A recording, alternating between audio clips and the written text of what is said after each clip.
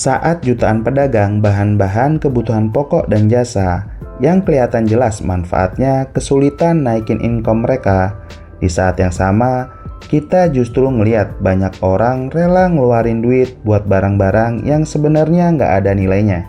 Kartu Pokemon yang laku sampai miliaran rupiah, koin kripto yang tembus jutaan dolar, sampai skin game yang harganya bisa untuk nutupin kebutuhan hidup selama setahun lebih. Semuanya tampak gak masuk akal. Namun fenomena ekonomi yang absurd itu memang terjadi secara nyata. Lantas bagaimana sebenarnya nilai ekonomi dari suatu barang dan jasa itu ditentukan? Apakah selama ini kita menentukan nilai ekonomi dengan cara yang salah, sehingga melahirkan kesenjangan ekonomi yang tampak miris dari sudut pandang masyarakat miskin, namun tampak jenaka dari sudut pandang kalangan elit, dan tampak konyol bagi orang-orang yang coba memahami cara kerja ekonomi sesungguhnya. Di video ini kita akan bedah bagaimana sebenarnya nilai ekonomi terhadap segala sesuatu itu ditentukan, dan bagaimana kita bisa memanfaatkannya untuk mengubah kondisi ekonomi kita dan orang-orang di sekitar kita. Buat paham keabsurdan ekonomi modern, kita perlu membedah bagaimana realitas sebenarnya terbentuk. Untuk ini kita akan pakai framework yang paling simpel buat memahami realitas. Framework ini dipopulerkan oleh sejarawan populer bernama Yuval Noah Harari dalam bukunya Sapiens dan Homo Deus. Harari membagi realitas ke dalam 3 kategori, yaitu realitas objektif alias fenomena yang kondisi dan nilainya selalu sama, terlepas siapapun yang mengamati dan menilainya. Contohnya kayak hukum alam, api itu panas, batu lebih keras daripada daging, dan sebagainya. Realitas objektif ini pengaruhnya cukup powerful dan kondisinya sulit diubah. Lalu ada realitas subjektif. Ini adalah bentuk realitas yang ada di pikiran masing-masing orang, dan bisa berbeda antara satu orang dan lainnya. Contohnya kayak keyakinan dan pengalaman pribadi seseorang. Anggap aja namanya si A. Bisa aja punya pengalaman ngelihat jin dan yakin kalau jin itu beneran ada.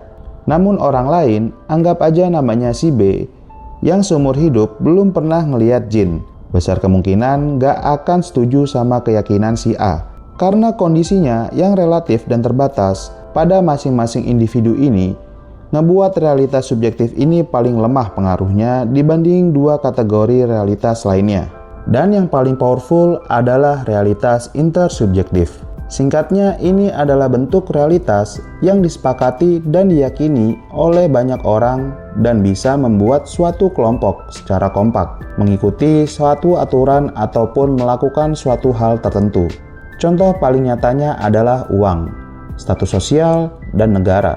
Hal-hal ini sebenarnya nggak ada nilai realnya, dan bentuknya pun abstrak. Mereka jadi bernilai karena ada sejumlah besar orang yang yakin dan sepakat kalau hal-hal abstrak itu beneran punya nilai. Saking powerfulnya, realitas intersubjektif ini dia bisa mengubah realitas objektif kayak hukum alam sampai tingkat tertentu.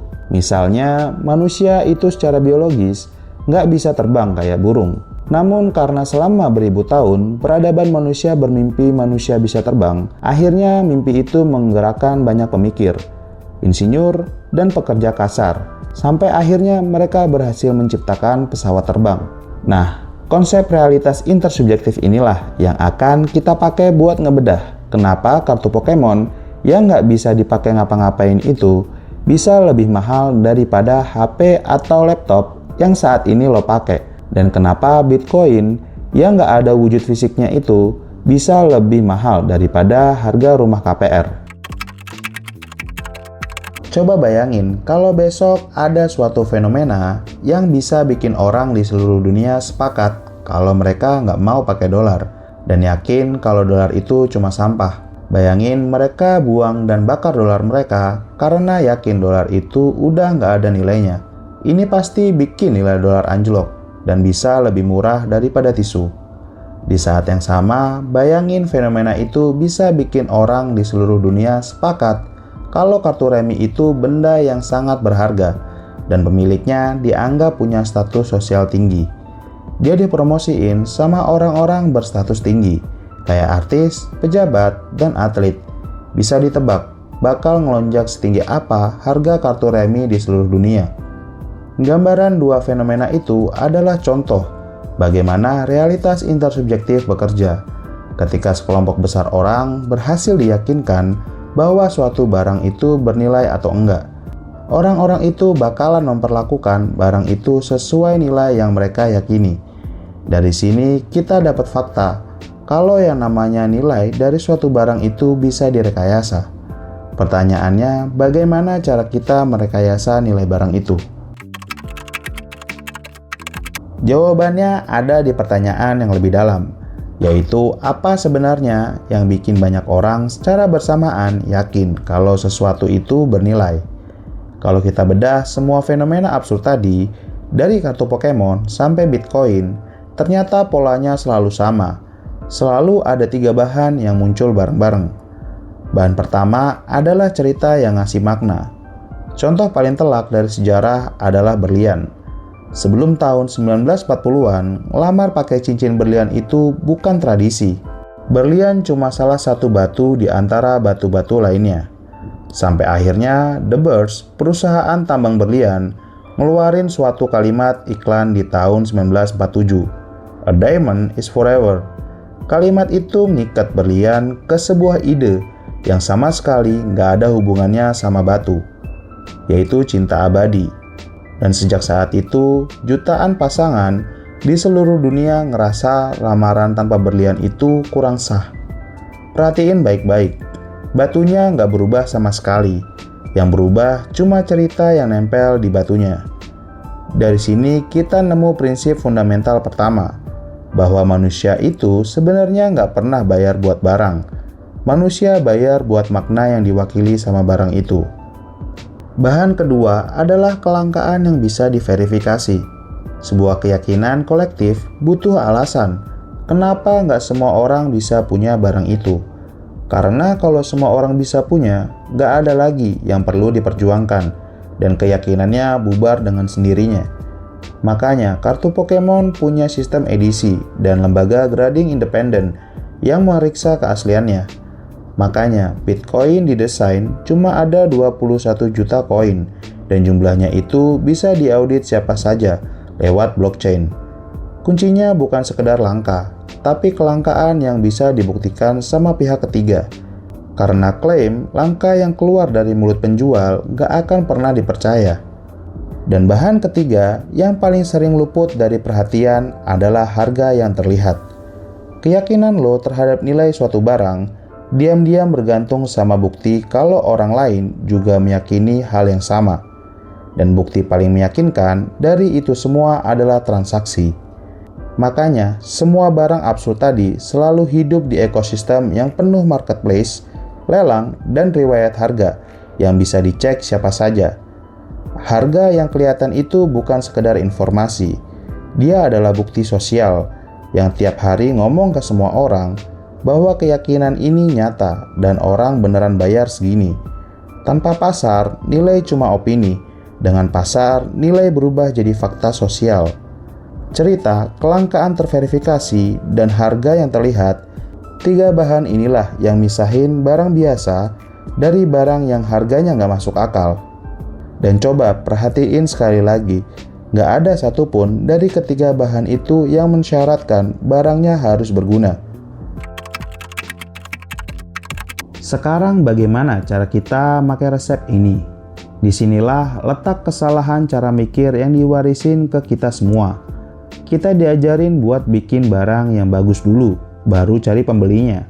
Padahal, semua fenomena tadi jalannya justru kebalik. Kartu Pokemon nggak pernah nyari kolektor. Komunitas penggemar Pokemon udah ada duluan, lengkap dengan identitas dan keyakinan bersamanya. Dan kartu itu cuma jadi wadah fisik buat keyakinan yang emang udah hidup. Nilai itu nggak pernah ada di barangnya. Nilai ada di kepala kelompok yang ngelihat barangnya. Makanya, barang yang sama bisa jadi sampah di satu kelompok dan jadi harta karun di kelompok lainnya. Jadi langkah pertama adalah merekayasa nilai. Bukanlah bikin barang, Langkah pertamanya adalah nemuin kelompok yang udah punya keyakinan dan identitas bersama. Kolektor, gamer, penggemar kopi, komunitas otomotif, apapun itu, karena merekalah pabrik nilai yang sesungguhnya. Setelah kelompoknya ketemu, baru 3 bahan tadi dipasang satu persatu.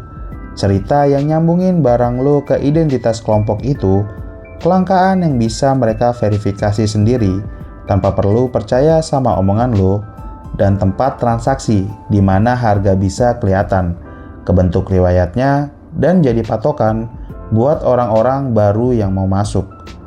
Dan resep ini nggak cuma berlaku buat barang koleksi. Kopi 20 ribuan berubah jadi ratusan ribu. Di detik dia dijual sebagai single origin dari satu lereng gunung yang cuma panen sekali setahun.